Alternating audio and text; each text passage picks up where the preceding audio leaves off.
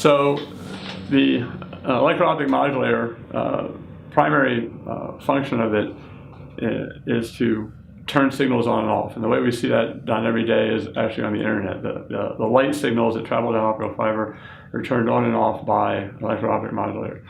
And they're turned off very rapidly. So there's kind of two aspects. One is the speed at which we can turn them on and off, which in the technology we're talking about here is in the 40 gigabit per second to 100 gigabit per second range, so very high speed.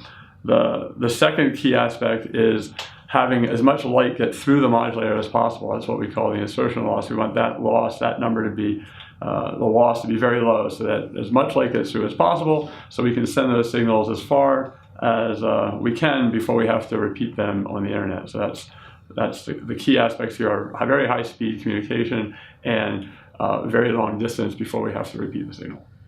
Getting the light from that very small region on the fiber directly into the modulator has been very challenging.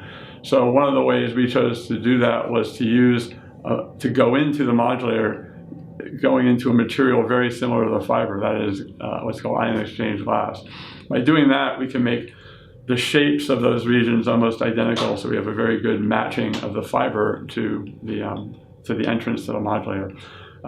So that's one of the key innovations here, is actually really kind of a simple connection, but a very difficult to achieve in a way that all the light gets into the modulator and out of the modulator.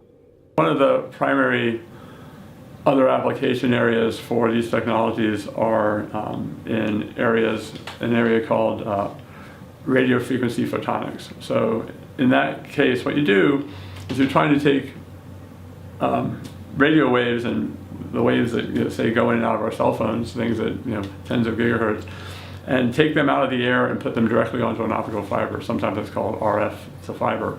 That's the simple view of it. There's a lot of applications of that. A lot of them actually military applications for radar, for example. You can do the same thing with radar.